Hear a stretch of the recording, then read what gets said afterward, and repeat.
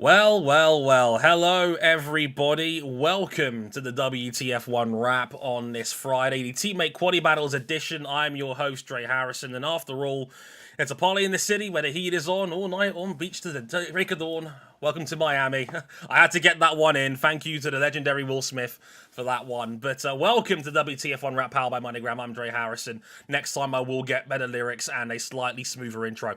But I'd like to welcome a fantastic guest on for this edition of the show, Vincenzo Landino, Twitter king, as I like to call him.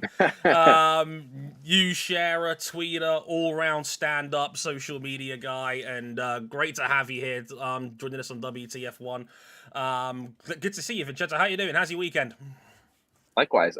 It's my weekend's great. As you can see, I'm not doing too bad. This is not a green screen behind me. No, I joked about this. I joked about this before, that about the quality of the backdrop of some of our guests that we've had. You've blown all of them out of the water, Vince. I have to say that is beautiful back there. Am I allowed to ask, where exactly you at? Is this the backyard? Yeah. This is the backyard. This is in South Florida. Actually, I'm about a half hour from where the Grand Prix is taking place. Oh, you actually going to be down there over the weekend, or is it just? I'm not. So I have one of my family members is graduated university this week. Oh wow! Congratulations to them. So we've got family in town, and we're doing a whole festivities and relaxing and hanging out. So I'll be watching by the pool, right over there, and I'll be enjoying it that way. But I have real water at least. But to be fair, so does Miami now. A little bit of real water to go alongside. I know. They've slowly improved. I'm glad to see that they were able to expand the budget out enough to actually afford some real water this year. It's like last year it was it became just a joke, right? Just all the things happening, and then the last thing they needed to do was put this fake marina to just the cherry on top. Does that translate in British English? Oh, perfect. Yeah. Okay, so the cherry on top was that fake marina that I think Kravitz jumped into, or whoever. Craig Slater with the snow angel in water, which I thought was a bit lost in the analogy, but it kind of worked. Yeah. So, but it's okay. It's all right. We'll deal with it. It's Miami. It's okay. I mean, shout out to Mike, shout out to Gloria, shout out to Izza in the chat. Good to see you. I know it's not exactly the most friendly of British time zones over there, so thank you very much for joining us. I know it's a bit late over here. It's just gone past midnight in the UK, but to be fair, we are filthy Europeans. We are spoilt when it comes to Grand Prix calendar. This is one of 4 bad weekends we get a whole year, so I can't really complain too much about that. And I know, Vince, we kind of met before on Twitter. Yeah. We had a little chat because I remember I wrote a little bit of a piece about the state of Miami and their Grand Prix going into this weekend, and I remember we had a quick chat about it, and it is kind of interesting. I mean, I know I was watching FP2 and I saw Brundle talking about how full the crowd was, and it wasn't. It really wasn't, and it was about half. I know a part of it is it's a practice session, and it's a Friday, so there's probably a fair few people still at work. But it is a little bit eyebrow raiser, especially because I think you and I have both seen on social media that I think they're struggling a little bit. I mean, it looks like they couldn't get rid of all the tickets for this year. I was a little annoyed with how many times I've been hit with advertising on social media, to my email for tickets, because it's this exclusive event, and Formula One is supposed to be an exclusive, or that's just the way it's been presented. And now you have tickets that are I think I saw something 40% off, or some very, very, very cheaper, not very cheap, but cheaper tickets. And, you look at things like, why did you add grandstands? And you did all this to fill up, which I think any venue rightfully would have done. Sure. But you step back for a second and you see what they did with Vegas, and the way they dropped Vegas on the world just before Miami went off last year, and they're promoting it themselves, so they have to really hype it up. Of course. You almost question, why did you bother with Miami? And of the 3 U.S. Grand Prix, Miami and Vegas are far more of a similar type of audience than Austin. So Austin looks great right now. Number one, it's a purpose-built track. It's a good track. It's good racing. There's other series there, so COTA does a good job really promoting racing and motorsport. And the crowd that shows up in Austin is more motorsport friendly or more motorsport curious, motorsport interested. Yeah, I mean, I would say Miami. Yeah. I was gonna say, like, you've had 10 years to build your audience in Austin. We know exactly what it's there for. It's the more accessible of the 3 Grand Prix. Miami, right? You know, it had. I mean, I watched a lot of it last year. You could see the big names come out. We had Michael Jordan, Tom Brady. You know, the Watt brothers were all down there. You could clearly tell the sort of demographic and marquee that they were aiming for this one. And then they've gone Vegas, which is probably going to be even more towards that sort of high-end glitz and glamour market. You know, very classic, old school F1 sort of vibe to that. It kind of leaves Miami now sort of like the forgotten middle child, because now it feels like, well, what's the point of Miami when you've now got Vegas in November to look forward to? That's going to be a night race. It's going to lean completely into the Vegas lifestyle. It feels like it's going to. It feels like Miami's taken a bit of a blow from that as a direct result. Yeah, I mean, and there's really no way around it either, right? You've now gone all in on Vegas. They've spent so much money on Las Vegas.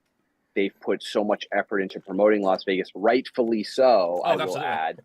I know Europeans are going to disagree with me, and even some Americans may disagree with me, but rightfully so. You're going all in. Just go all in. There's no need to do it halfway. And the amount of money being spent out there is it has to be a success from year one onward. It has to be a success. You've built a permanent structure in the city that has a use, or the desired use is for promoting Formula One year round. You have to make that a success. But then you look at Miami and you say, the track isn't great. The racing isn't. We don't get a great product. That's to be seen this year. I don't know. They just shortened the DRS zones too, so now it's like, are we going to get even more boring of a race? I know. I had the exact same feeling going into this. I'm like, oh my goodness, because I know the FIA plans these shortens like a year out, as opposed to a round out, like with Baku. So I know Baku didn't exactly go down well, and then they've gone to Miami, shortened the zones, and everyone's like, "Oh no, not again." So it already kind of feels like we could be dreading this one a little bit, which is weird, but. I mean, shout out to the chat as well. I saw Mike in there say it looks like they did sell out in the end. That's what F1 TV has said. So maybe last minute buyers who got a super discounted rate on it. Looks like they might have just filled up at the end.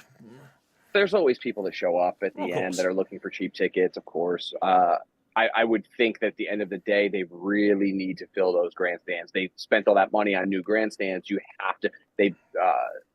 They also built out new. We joke that there's actually water in Miami now. They built some new cabana area, whatever it is, for seating, and so there's more experiences that they created. There is more opportunities for people to sit and buy, but I don't think the price level sustained, which is obviously more supply, less demand, prices drop, which is what's happening.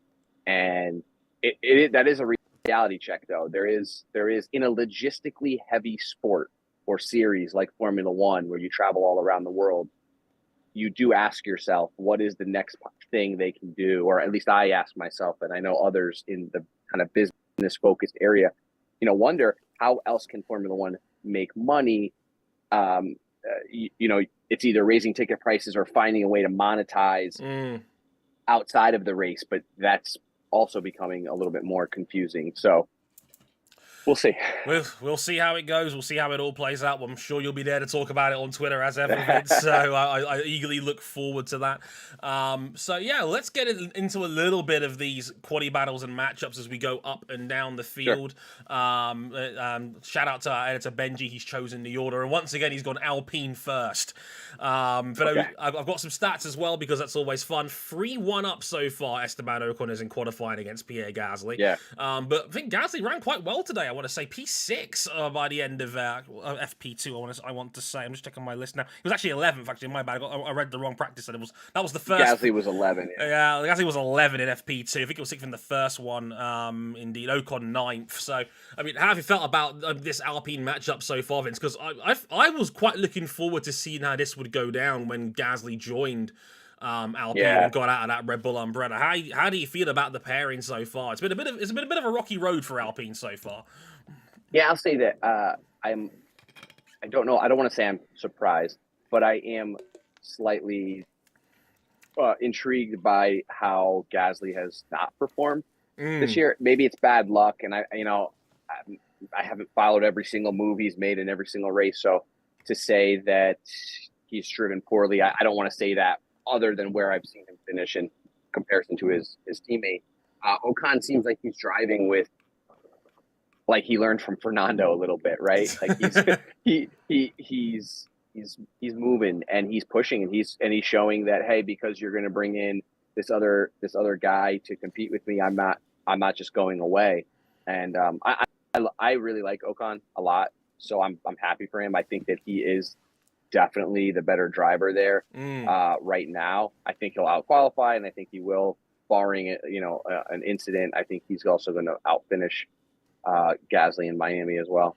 I agree with you on this one. I think that Gasly might have had that one big upside moment in Australia, and that might be a really, really big blown opportunity for Gasly because he was running P5 in Australia when that final red flag came out, and then, well, we all know how that story ended. It probably should have ended with a Gasly race ban. Really, was a bit lucky to get away with that one. I think that the stewards called it, well, they gave it the old, well, it's your teammate. We'll kind of just, you've suffered enough. We'll just put that one under wraps and just call it quits on that one. But I'm with you on that one. I think Esteban Ocon, he's just rock solid as a driver. I think he has been ever since he's joined there. I think he's one of those just really under the radar sort of guys. I think part of that is the team. It's just, there's a certain ceiling. You could only get yourself so high up with Alpine. But I'm with you on this one. I'm going to go Ocon over Gasly on this one. Next up on my list, we've got Alfa Romeo, and oh boy, I don't know. That was the one I was kind of dreading because I don't even know. I'm gonna say Joe is gonna out qualify Bottas, and but in the race, I think Bottas is gonna actually finish, and Joe won't. So that's where I'll leave it that way. Ooh, okay. But I don't think. Yeah. He's had some unfortunate luck too. Yeah, I mean, he was ahead of Val again when he had a technical problem at the end of Baku, and I think they're split 2-2. They're split 2-2 in qualifying so far this season between them. Yeah. And what have you made of Valtteri Bottas? Because I think he's had a rough time so far this season. He looks like he might. I mean, he said in interviews yesterday. I was able to listen into a few of them with some of the press conferences and whatnot. That he's been struggling a little bit. Whoop, 1 second. Forgive me there. My headphones just died on me for a second there, so I'm just going to change my audio sources real quick. Just a second. Yeah, just say hi again, Vince, real quick.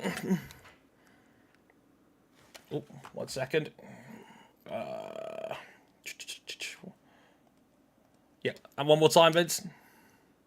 One more time, Vince. Yeah, there we go. Yeah, I think we're working again now. Yeah, so forgive me on that. My headphones actually just conked out there in the middle of the recording. Normally they work out. No worries. It was your device malfunction, but yeah, it looks like you're still picking up okay levels-wise. But I was going to say, Valtteri Bottas looks like he's really been struggling so far. I think he's claimed that it's more that Zhou has improved more than Val struggled. But I want is that a car conflict, you reckon? Is there something more to it than that? It's tough to properly gauge Valtteri right now. I would say coming from Mercedes when they were dominating and he was in a good car. So how do you properly value him? You overvalue him, of course, like Alfa Romeo probably did. And not to say that he's a bad driver. I think that there's just a reality wake-up call, check, whatever you want to call it, from going from the Mercedes at its peak dominance to the Alfa Romeo, which I don't know. It's a bottom to mid bottom. I'd say towards the bottom right now on current form. They're struggling. Yeah. So I don't want to say, oh, Valtteri's lost it or Valtteri, but I think we can say that about a lot of drivers too. We can say that you put them in the Mercedes or not the Mercedes, but you put them in the Red Bull or you put them in a top performing car, they're going to perform a lot better. They're going to finish somewhere. But Valtteri's just not catching any breaks. And yeah, I don't know. I would love to see him get to a different team. I just don't know if I don't know if there's a spot coming up that would take him over some other driver that's also available. So he's kind of sitting there at this. Yeah. I said there may be a couple of spots. Maybe Theo Pourchaire from Formula 2, because I know he's part of Sauber's academy, but also the possibility of you might want to try and stick around and wait and see if Audi injects some more resources into them, because I know they're not fully taking over until 2026, but they are slowly starting to buy their way into the team now. So maybe if you can hold on to that spot, maybe that might be the best place for him. I'll say Valtteri's also off the grid, right? Off the track. He's done, if you've noticed, he's focused a lot more on his off-track brand. That's great. I think that's good for him to do that. The purists might say that he's taken his eyes off the prize and he's focused too much on other things, and maybe that's what caused. But I say that that's good for him. He needs to capitalize on his brand while he still has the platform, and he's doing so. And hopefully it'll match. He'll be able to match that with another car, or performance-wise, he'll be able to match that. I think he's got the talent. I don't think it's it's just disappeared. It doesn't disappear overnight. No, as you can see with drivers like Lewis and Alonso, that you don't just lose it because of a certain age. And Valtteri's far younger than them. But I'd like to see him in a different vehicle at this point.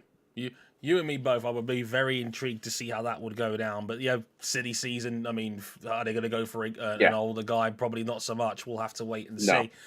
Next up on my list is McLaren, and good job from Lando Norris in the end of FP2. Got it up into P6 in the end. Had quite a big early lap time to go into the 28s. One of the first guys in that sort of ballpark, and still hung in there in P6 for a little while. He's 3-1 up on Oscar Piastri in qualifying so far this season. I'm probably going to go Lando Norris here as well, but I've asked a lot of guests this because I like to pick brains about the rookies. What have you made of Piastri so far? It's tough with a car like that to say he's been bad. The car hasn't been great, although they've had a couple decent runs in the past couple races. We've only had 4 anyway, so it's not there's a huge huge amount of races. Yeah, sample size. So at first I was not impressed. Race 1, it was like, all right, this guy really is the guy that caused all that hysteria last season. He's rightfully so. He is a great driver, but he's growing on me, and I think he'll have some more success as the season goes on. I like what I'm seeing out of him, and they seem to be pushing each other pretty well. A lot. The dynamic there and I did not think of this was going to happen. I really thought there's probably a tweet for it somewhere where I said that McLaren would be the worst team on the grid. Ooh. I don't think I'm wrong. Right now, but I thought it would be the dynamic between the two. I like 2 young guys. They're going to clash. Yeah. They're not. It seems like they've got a pretty good rapport. There's a little bit of camaraderie there. It feels a lot better than I thought it would, and they're looking good on the track. I I have to admit, I didn't think Lando was as good as he is, and he's proving me wrong. He's actually putting that thing in places where it has no business, and that thing being the that McLaren 36 is just, I don't know. It's got more sponsors than it does points, right? Yeah. So yeah, no, I'm liking it. I'm liking what I'm seeing from Oscar, and I'm liking what I'm seeing from the two of them, which is important. Yeah, I think they've gotten off the bottom, which is what they were looking like they could be at the start of the season. That they're back in the midfield again, which is probably where they should be at the moment, which is a good sign. You're taking Lando again on this one? Because I know I am. Yeah, I'm going to go Lando. Lando in qualifying, Lando in the race as well. That's fair enough. Yeah. I would too on that one. Williams up next, and Alex Albon, and of course Logan Sargent. Albon's got a clean sweep on for the season so far, 4-0. Yeah. Bit of a struggle in Baku for Sargent. Crashed in the sprint shootout, missed the sprint altogether. That was unfortunate. It's a hard one. I think he's walking into a bit of a tough scenario, Vince, with Albon being established at Williams, and he was pretty good last year. He's still fighting for I think for minor points where he can with that Williams. But what have you made of that dynamic so far?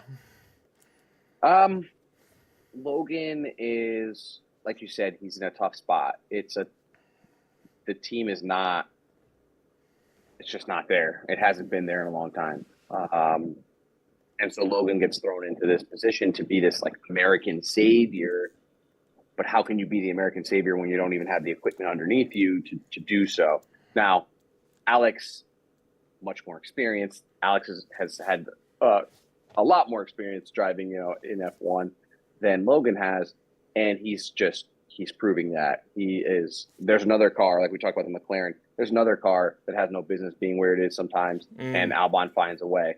I love Alex Albon. I am a big Alex Albon fan, and so I'm going to go with Albon, of course. Logan Sargent, I don't think it was mentioned in the GQ magazine spread that for context sake that Williams are still one of the bottom ranking teams on the grid. I don't think it would have sold very many copies if you put Logan on the front of that. And you look at it, and when you're being heralded as this, first American since full-time American since Scott Speed in 2007. A lot of people that are watching F1 right now were not watching F1 in 2007, so they have no idea, right? So this is brand new for a lot of people, and it's great for the sport. But because it's not a successful drive, really, I was reading something somewhere online where it was talking about, is this actually making an impact in the U.S.? Are people actually taking to Logan Sargent? And nobody I've talked to has, gone from, I don't know any driver to, oh my goodness, that American guy. Like, it's not one of those situations right now. But again, I don't know how much of that is his fault. Now, if he was somehow winning races or getting a lot of points or podiums, maybe. But I mean, he just doesn't have. I don't think it's possible. I don't think that car has the ability to get to that, right? Not right now, certainly not. It's just not there. So he's got like one hand tied behind his back, one leg tied behind his back. Yeah, there's kind of like everything going against him right now. Also, let's just say this. I think there might have been other drivers that were more qualified than him. Quite possible. Yeah.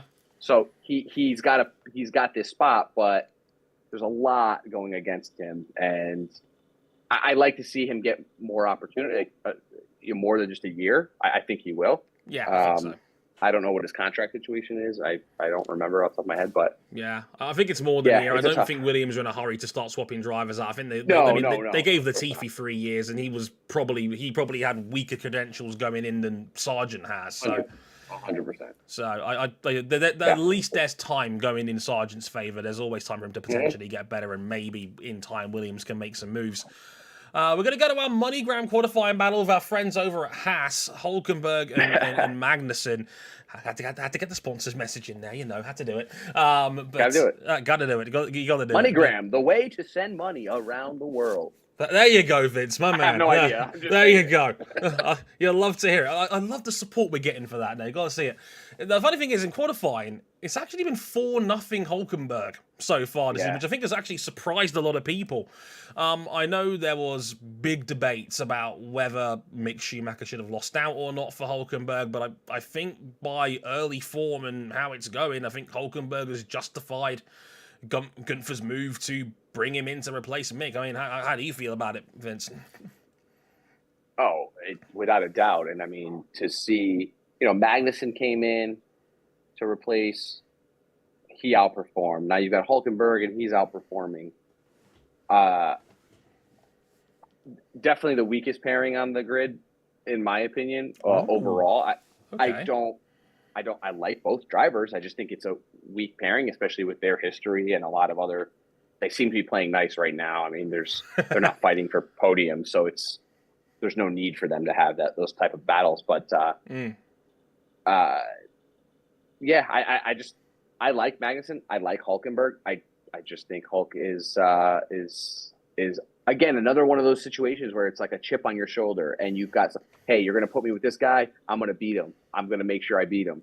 Magnussen's had a little bit of rough luck this year too, but I think it stays the same. I think it's going to be Hulkenberg again. Hulkenberg to go 5-0. That would you would probably never have guessed that going into this season. No, he's come back after 3 years as a part timer, and he might go 5-0 against K-Mag. Yeah, and the way Magnussen drove last year, where he came on with a vengeance, and but again, was it because he just didn't have that teammate that was really pushing him? Could anybody have looked that good with Mick as their teammate? I don't know. Indeed. I'm with you on that. I'm going to go 5-0 Hulk. I think Hulk has been the better Haas driver so far. Maybe not after FP1 where he spun it and put it in the wall, which probably wasn't ideal. But we'll put that one down as an unfortunate accident more than anything else. But I'm still going to go Hulkenberg to go 5-0 for our money ground qualifying battle on that one. Next up, this is going to be the interesting one, I think, because people have been very split on this so far. We're going to Mercedes, and this is always a fascinating matchup. I mean, in qualifying, it's actually been a little bit of a minor surprise. George Russell 3-1 up in qualifying over Hamilton. Hamilton, that was the first time he'd out-qualified him in Baku, knocked him out of the Q2 shootout right at the end by just a handful of thousandths. It's been...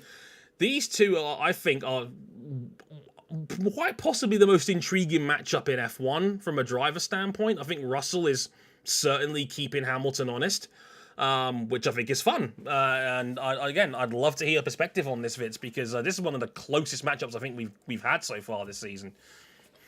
It's hard to bet against the 7-time world champion, but it seems like the car has leveled the playing field among with the two of them. And again, I hate to keep using this chip on the shoulder situation, but George Russell has a little bit of something extra. Like, I belong here. I deserve this top drive. I deserve this. And you hear he's pretty vocal on the radio. His calls are pretty, he's making some bold calls. I do like Lewis for Miami. I like Lewis, not only from, what we saw. I get how is P2 really indicative of it? I don't know. I want to go with Lewis because I don't want to bet against him. And I think that the car seems to be picking up a little bit of steam.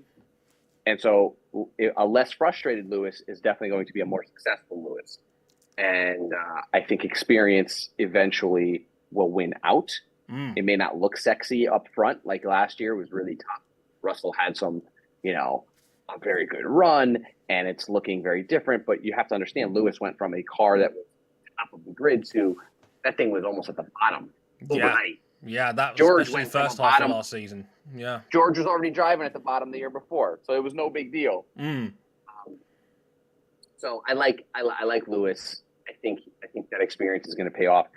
Also, I saw a stat, I think it was on F1 TV, where, Lewis is the most successful driver on U.S. soil in history. So I like that. I think that continues. He's definitely got what it takes. And he seems to be vibing in Miami. Like, he's feeling himself. You could see when Lewis is in a good spot, feeling good about the situation. I think pressure only grows on Russell more and more, right? He's the young guy who has to prove himself, has to keep his seat. Lewis is towards the end of his career. He's got really nothing to prove. And he's won 7 championships. He's got nothing to prove. And that's going to eventually play a part in that. I do like battle. that. I mean, it feels like a second home race for Lewis. This is exactly his kind of It really vibe. does. It really does. Yeah. I know he's mad popular in the United States compared to everybody else in F1, and that's probably a bit of a general theme in most places that aren't mainland Europe, where there's orange flares everywhere. In 2017, when drivers were asked, there's a press conference clip, and they're, hey, what do you want to see after Liberty had bought them? And Lewis says, I'll race in Miami. And Daniel Ricciardo says, I'll race in Vegas. Oh, wow. I've tweeted the clip. And then Fernando says something like equal engines for all, which is really it's so Fernando. It's hysterical. But yeah, so he loves this area. He loves the place. And I think this is where he's able to prove himself. I agree. I'm going to go Lewis with you on that one. Oh, AlphaTauri next up here, and it's. Can we just skip this one? This one might be quick. As you may have been able to tell, Yuki Tsunoda is 4-0 up on Nick de Vries, and Nick, it's much has been made about this. I'm not going to go into too much detail about this because it may be on our pile of questions for our Q&A with tomorrow's guest, which I'll talk about a bit at the end of the show. But we're taking Tsunoda here, right? We're just going to get this one out of the way real quick. Yeah, let's just get that one out of the way. Yeah, Tsunoda. Yeah. Good one. Next question. We'll get into that one next time round. We'll be going into that one in a bit more detail with our guest on tomorrow's show. But you'll see why. You just trust me on this one. But we're taking Tsunoda on that one. Let's cut to the chase. Ferrari's a bit more interesting. Charles Leclerc and Carlos Sainz. I'm fascinated for your insight because I know there's a lot of Italian in your Vince, and I'm going to assume that there's a little bit of home love for Ferrari, and it's 3-1 Charles Leclerc in qualifying. I mean. Yeah. If it makes you feel better, at least Charles got on the podium in Baku, and that was a pretty, news-free weekend, and he got about the max he could have gotten, really, It was a good weekend. We felt a lot better after last weekend. Charles likes that track, kind of, sometimes, and then there's always the one lap where he just doesn't like the track. Miami, I'm gonna go with. We took a 2-3 last year here. I think I don't know if we have the car for a 2-3, but I think we have the car for a podium and then somewhere in the 5 to 7 range. I think that's fair. I think it's definitely going to be Leclerc. And again, this is all without any incidents. If there's incidents, anything's on the table, but I think it's going to be Leclerc. Whatever they did with the car, he seemed way more comfortable than Carlos. And I don't know what's going on with development and how it's working, but it seems like when Charles is on point and he likes the car, Carlos doesn't. If Carlos likes the car, Charles doesn't. So whatever they're doing for setup, it seems to favor only one of them at a time. It's never really like equally or mutually beneficial. And I've been saying this. I like Carlos Sainz a lot, but if you've got to, pick your horse and stick with it, you've gone with Charles. You don't want to lose this guy. He's an incredible driver, one of the top talents, if not the top talent on the grid right now. It's like he's got the worst luck in the world. I agree. But I do think he outqualifies Carlos again, even though Carlos, he went into the wall. At P2 there, or practice 2. I think that's just one of those things. It's almost like he just needs to get his jitters out early, and that's it, and then he's okay. But yeah, I think fingers crossed, but I think we're going to see another podium, and it'll be Charles. Carlos will be right behind. It'll just be by way of, let's say 5th or 6th place. The car is just not there it's not to get them. It's not double title podium. contention worthy, but if they're second best on the day, you'd think a podium could be on for Charles. And I fully agree with the sentiment about setup, and that they seem to have very different driving styles, and that when Charles is dialed in, I think that's the way to go. And I completely agree. I think Charles Leclerc is a top 3 driver in the sport. I think it's him, Max, and Lewis are the big 3 at the moment. Yeah. And I think given that Fred Vassar worked with Charles at when the artist formerly known as Sauber, and in Formula 2 as well when he was down there with ART, I think going down Leclerc's road is the one that makes the most sense for Fred Vassar. I think he's the driver with the higher upside out of the two, and I think that's the way you pivot. I agree with you. I think it's going to be Charles Leclerc to win that qualifying matchup. He is quite possibly the best pound-for-pound qualifier in F1. I think he's around the lap. One lap. I think he's sensational. So, and I think there's a real shot of a good podium chance for them as well, if they can hold out and just keep out of trouble for the weekend more than anything else. That's Aston Martin. If they can remain out of trouble, you're in a good spot, and that's with anybody. But it seems like Ferrari more than anybody, if they can remain out of trouble, they'll get decent points because you have drivers that have some sort of consistency. But definitely could definitely. I'm with you on that. Aston Martin next up, 2 to go. Aston Martin. I mean, I love that when Fernando walked into the weekend, he was immediately asked what his favourite Taylor Swift song was, because that's been the story of Aston Martin. It's like the good guy turn of Fernando Alonso being one of the more intriguing things about this season so far. He's 4-0 over Lance Stroll in qualifying so far this season. I'd expect that to continue. I've not seen anything from Lance Stroll to really suggest that he's going to give Fernando any real trouble.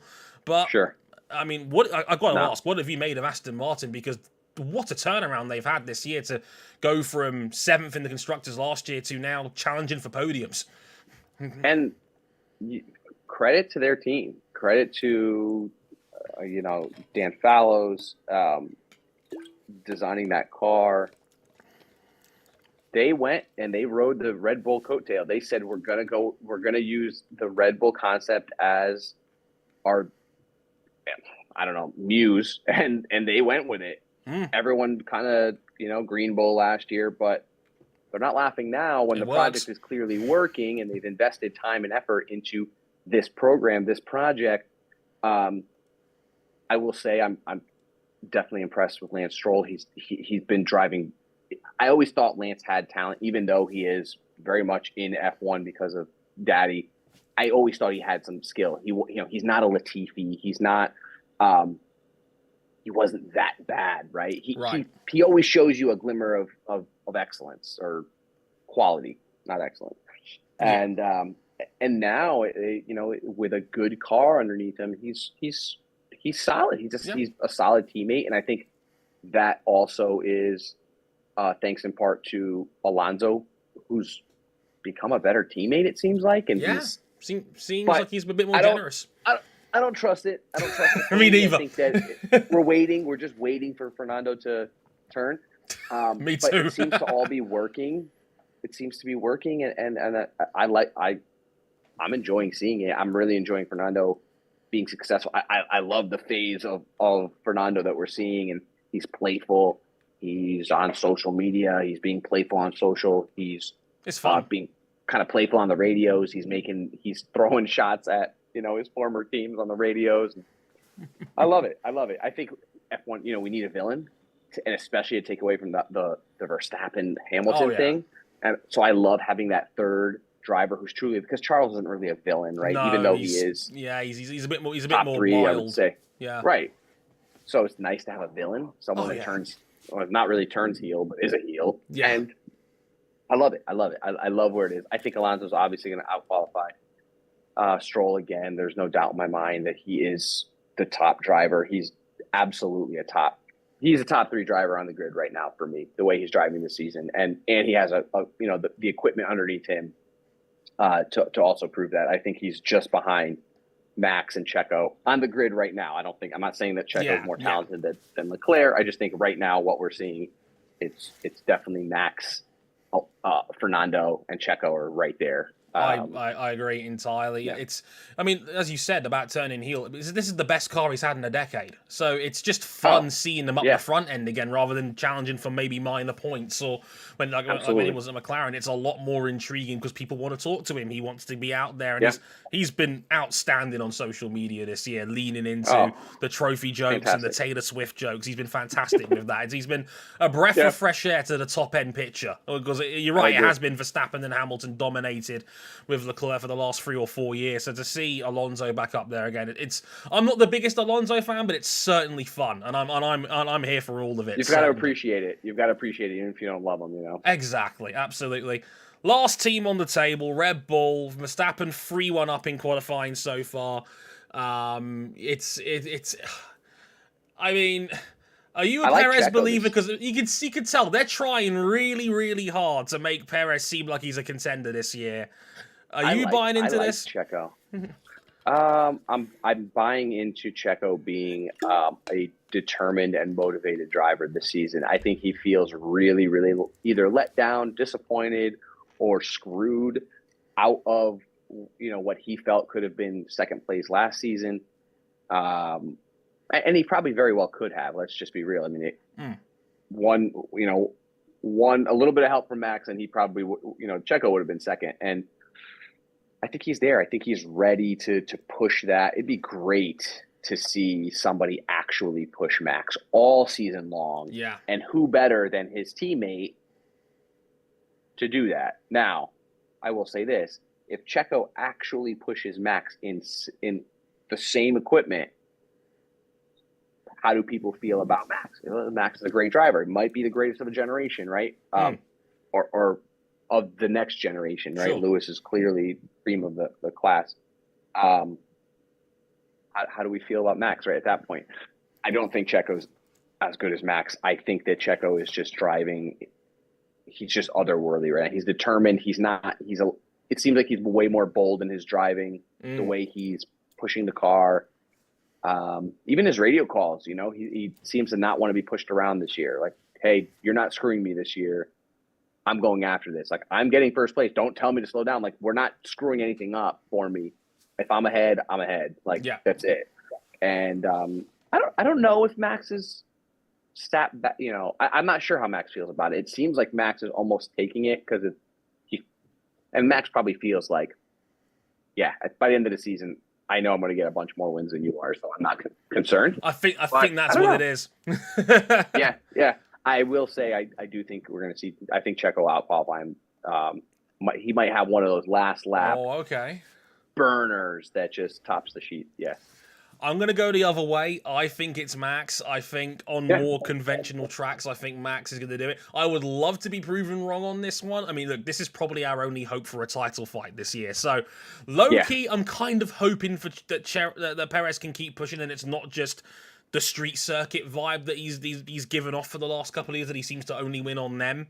I hope there's more. Well, this is technically a street circuit. Technically, I guess. F1 bills it. I know it's not, but F1 says it's a street circuit.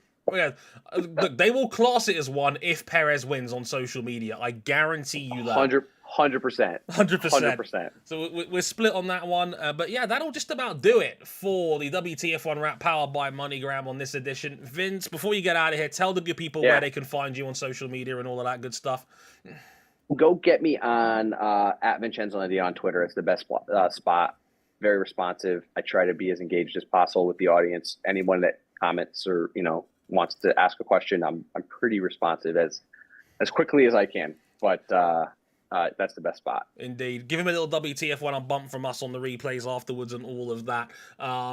Pleasure to have you on, Vince. It's been a real fun time as ever. Thank you for having me, Dre. Our pleasure, my friend. Glad to have you on. Tomorrow's show will be the big F1 questions, which you sent in to us on WTF1, and we've got a very cool guest coming on tomorrow. 2-time Formula One esports champion of the world, Brendan Lee, will be joining us on tomorrow's show. That's half an hour after qualifying, so that'll be 11 p.m. UK time. I believe it's 6 p.m. Eastern, unless there's some red flags. So keep half an eye on YouTube's front page, and we might delay it if there's any red flags. I mean, there is a possibility. It is street track after all. So we'll have to wait and see. So, True. fingers crossed. Hopefully we don't have to delay anything. But as said, 11 p.m. UK time tomorrow, me and Brendan Lee will talk all qualifying and some of your questions as well.